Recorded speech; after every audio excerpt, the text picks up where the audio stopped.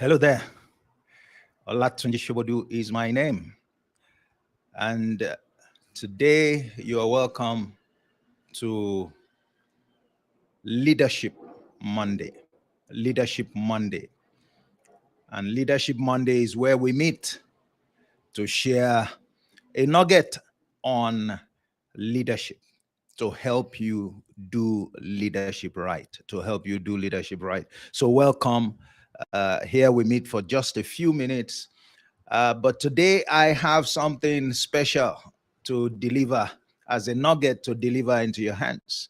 Something special. I believe that it will do you a lot of good. So today on Leadership Monday, I'll be speaking on the subject of learn to be content. Learn to be content. Or if you like, learn to be contented. But I'm speaking on the subject of contentment. Okay. Contentment. That's not something that you will typically discuss when you are talking leadership. But it's a hidden secret, yet it's a very powerful secret. And I like to submit to you that some leaders fail. A lot of leaders fail because of this same simple but powerful secret, the lack of contentment. They lack contentment as individuals, and therefore they can't teach contentment to their followers. And contentment, a scripture tells me, is healthy. If you look at Proverbs 14 and verse 30, I think it's the one of the translations that says it is healthy to be content. It is healthy to be content.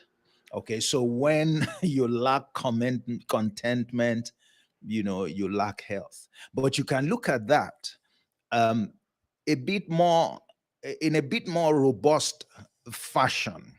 And that's to say that when you lack contentment, the things you do will not work well.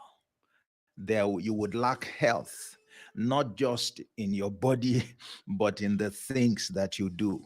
You would lack health psychologically because someone who is not content is not satisfied with who he or she is, or with where he or she is, or with the outcomes, of their lives. Contentment is about being satisfied with the outcomes of your life, to date, current outcomes. Okay, that's what contentment is. And part of that outcome is who you are. Part of that outcome is what you have. Part of that outcome is what you have achieved.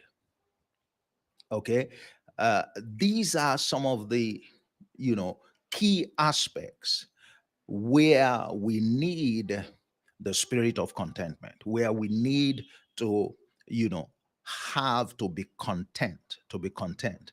Now, as simple as this would appear, it is a very, very serious problem.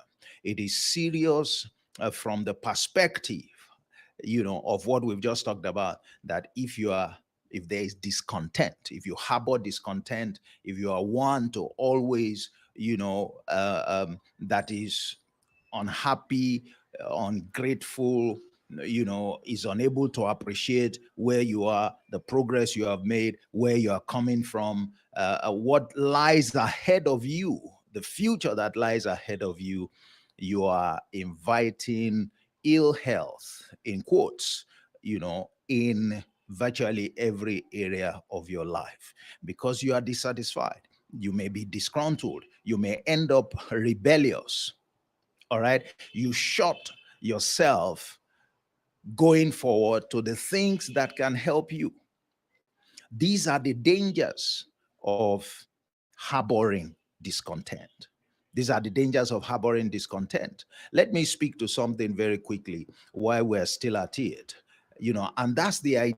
I've often heard people say, you need to refrain from comparing yourself, with others. I suppose that that argument is based on the fact that if you compare yourself with others, then you have a tendency, okay, to identify your shortcomings, to you know feel that you are not doing as well as others are doing, and that can lead you into so many negative things. I think the point about comparison is not that comparison in itself is wrong. Comparison cannot be wrong. All right. Otherwise, benchmarking is wrong. Comparison cannot be wrong. Otherwise, how do how well you are progressing? Comparison cannot be wrong. If we're meant to learn from others, we're talking about leadership. I mean, how do you know if you are making progress as a leader, or if your follower is making progress? How does he or she know? Without comparing, themselves with you. And that means, for example, if I have worked with you for a bit, I need to see what progress I have made. And that progress has to be relative to what you promised me, relative to what your leadership stands, to offer. So I'm going to make comparisons. The problem with comparison is what you do with the outcome of that exercise. So if I'm comparing myself with, take for example, and by the way, yesterday I had the inspiration to talk about this yesterday, while I was speaking with my children, as a family, and we were sharing. And one of my daughters, chose to speak on this very important subject of contentment. I was elated, and it turned out to be a very interesting thing. So I give her kudos for the inspiration for today's program. And so, I was so inspired. And then I gave an example. All right. So if I graduated with a colleague, maybe from college, you know, uh, uh, 10 years ago, and or say even 5 years ago, and here I am just getting, all right, into the university, maybe my first year or second year. But another colleague of mine, that we left school together at the same time, he is graduating as a medical student. All right. Now, what you're suggesting is that, I should not compare myself to somebody who was once my colleague, barely a couple of years ago. All right. Um, and that can be right. Otherwise, I'm setting myself up, for a journey in life that is without event. Okay. I'm setting myself up, okay, for a journey that is non-aspirational. I can't be a lord to myself. I can't be the one who is dictating my pace. And that's why leadership is crucial. In fact, the issue of contentment is one of the reasons that people need leadership, all right, so that things can be put in proper perspective, all right, because a leader ought to teach contentment. Now, so where I'm going is to say that a comparison is allowed, because when I look at my colleague who is completing her medical studies and I'm just getting into first year or second year in the university, it should tell me something. It should tell me that, one, that is something that is possible for me. Perhaps I could have done it, in a shorter time. It could help me to take a look at myself, to try and find out why has my own journey been the way it is. And there can be credible reasons, so that I have an understanding that the reason that I am not graduating, as a medical student, or I'm not even graduating from the university the same year that my colleague is doing, is because certain things have taken place in my life, and they are perfectly normal. Okay, they're perfectly normal. So what is inappropriate is what I do with the conclusions from my comparison. All right. So when I begin to feel, I ought also to have finished, to to get upset with myself, to get upset with the people around me, to get upset with my parents, to get, maybe for example, my parents, I couldn't get in the university because they couldn't fund it, so I had to wait. I mean, you can't complain about, you shouldn't complain about that, because you have credible reasons. You should focus more on how to deal with those reasons, so that you can free up yourself to also make good progress.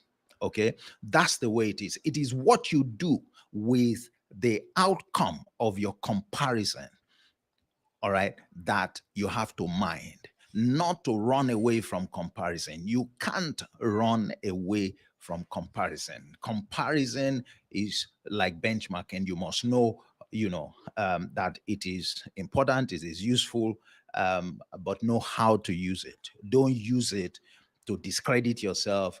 Don't use it to, demean your self-esteem. Don't use it to rubbish or write off yourself. Rather, use it as an instrument for encouraging yourself, for challenging yourself, for gaining impetus, all right, to reach out, for something greater. That's how to use comparison. Okay. And if you do it that way, comparison will not lead to discontent, will not lead to discontent. Let me quickly go back, to something that each time we talk about, something like this, contentment, we often speak as though we expect people, to just be content. All right. And people wouldn't just be content. In fact, the natural tendency of you and I is to be discontent, especially in this world, fast-paced world, in this world where we are very ambitious, in this world where we want to be the best at this, we want to be the healthiest, we want to be the fastest, we want to be the smartest, we want to be, the most beautiful, the most handsome, all of that. In that kind of world, the risk of discontentment becomes very high. And by implication, the risk of destruction. The risk of destruction. But the truth is, there's something, the average person has that disposition. Why? Because we want to dominate. Because we want to be more successful than everybody else, because we want to be more beautiful than everybody else, because we want to be a superstar over and above everybody else. And so that spirit, that tendency can run, and often runs many of us into trouble. But, Paul said something, and please bear in mind, this is Emed Leadership Academy, where we nurture leaders based on truth.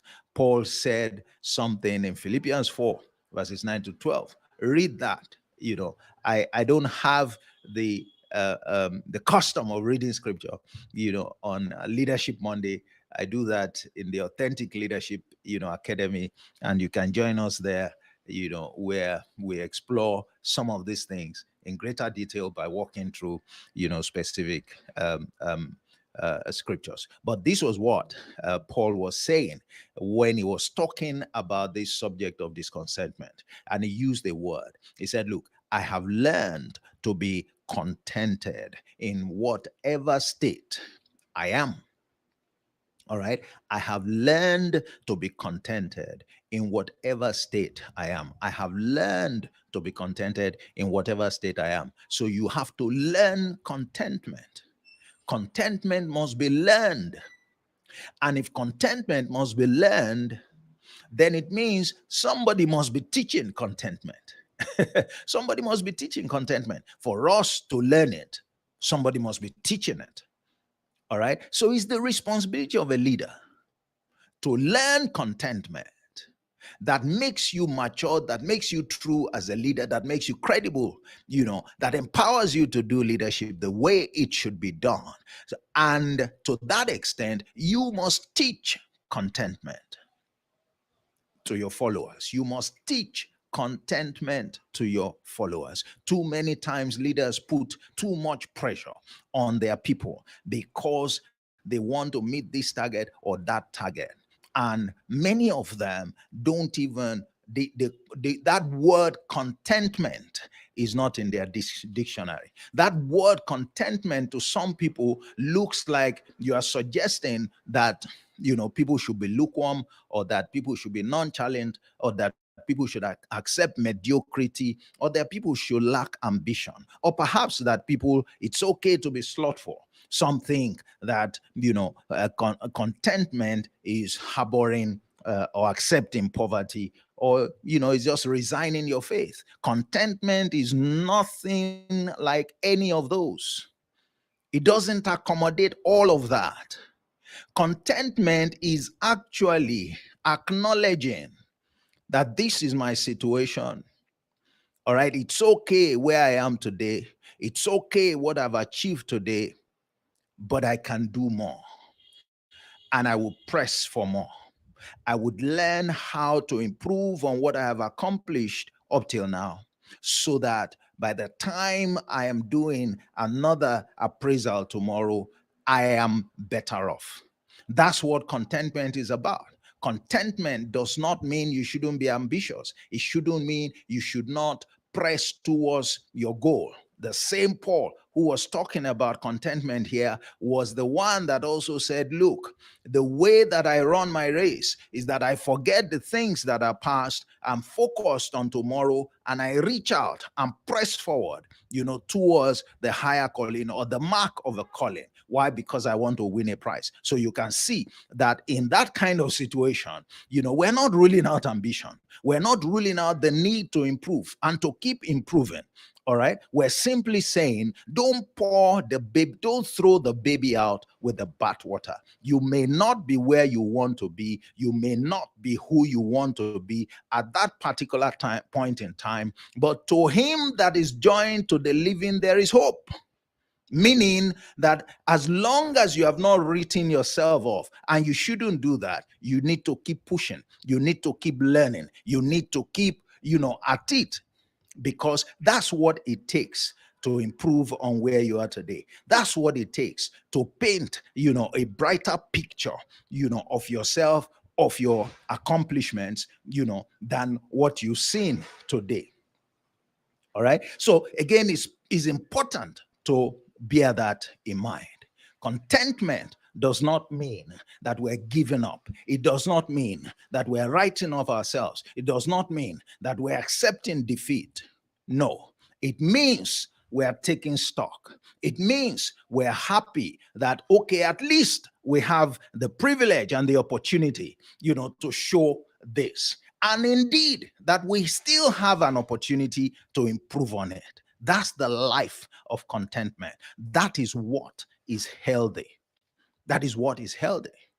That is what is healthy. Now, we said you need to learn commitment. A leader needs to teach commitment. When a leader teaches, exhibits commitment, all right, he or she can teach it. But that's maturity, is a sign of maturity in a leader, is a sign of maturity in a leader. I don't have much time. I'll be speaking more on this on Thursday, because it's quite, a deep and elaborate and indeed a serious subject. But I want to leave you with something. One of the fundamental ways that you learn contentment, that you develop contentment. And I would refer you to 1 Kings 10 and verse 8.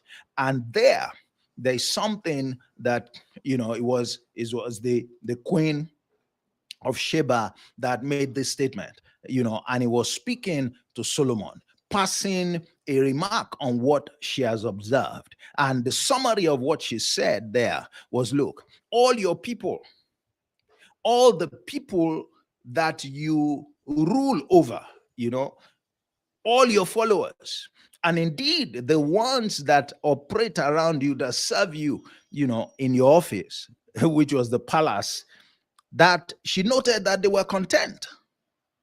She noted, seeing them, she noted that all the people were content. That speaks to the credibility of the leader.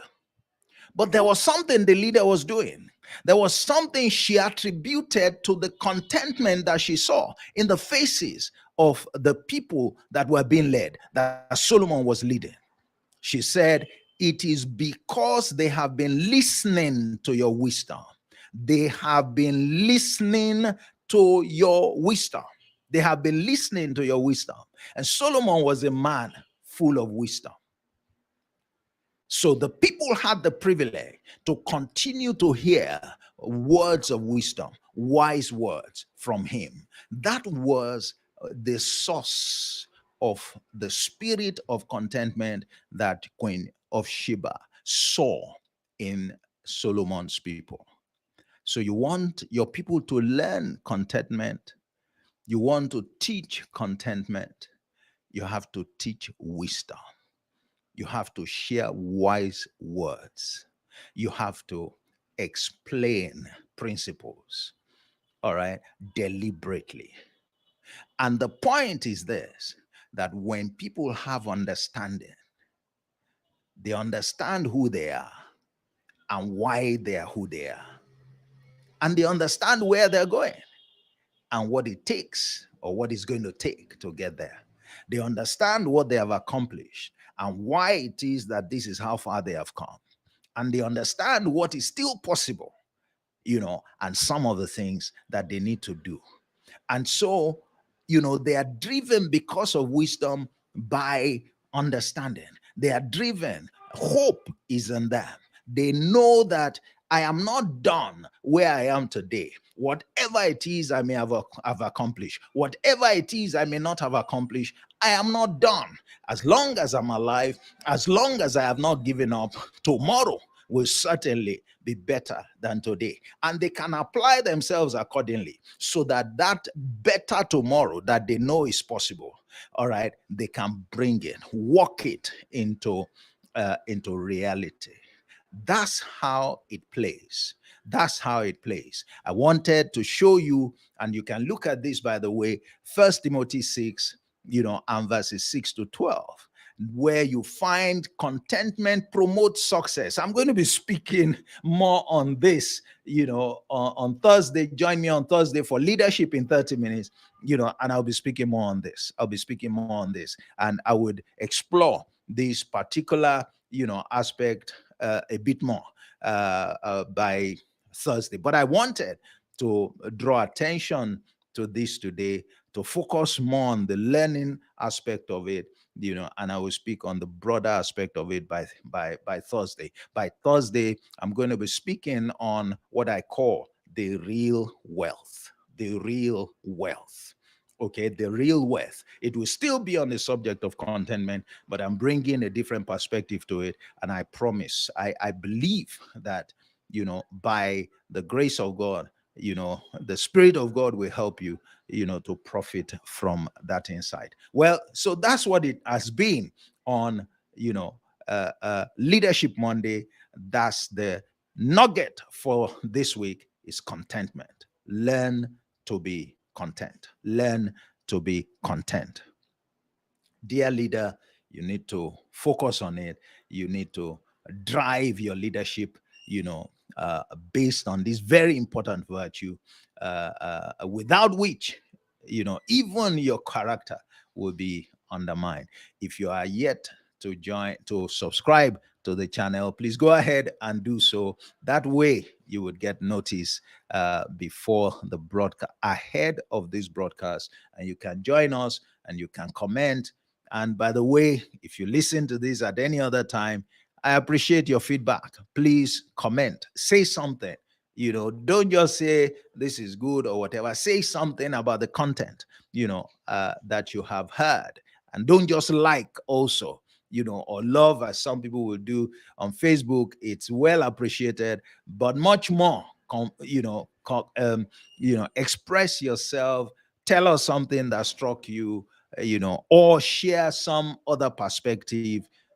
We're open to feedback. Let's generate discussions around, these various things that we talk about, for the benefit of everyone. We are learning. We trust that you are learning also. The world can never have a sufficient number of leadership. It remains a scarce resource, and we have to continue to work, to build up leaders, because without leaders, the world will go to the dogs. That's the way it is. So, again, it's been Leadership Monday, and I've had the privilege of leading the discussion this morning. My name remains Olatunji Shobodu, um, Emet Leadership Academy. That's where we nurture leaders based on truth. Thank you for joining us. And please check out the description area, for some of our programs. I want to especially recommend to you the Profit from Parables Bootcamp. Is one of those places where you learn some very deep principles that make for success in life and that make for you, to dominate your sphere of influence as you go through life. It's been a pleasure. Uh, and if you have any questions, please send to us. If you do have also any suggestions on what aspect of leadership you want me to speak on, let's have that as well. For everyone who has joined us and for those who have remarked, thank you very much for joining us today. God bless you. Um, for those who have holidays today, happy Workers' Day to you. For those who do not have, enjoy a wonderful week all the same. God bless you and bye-bye. Thank you.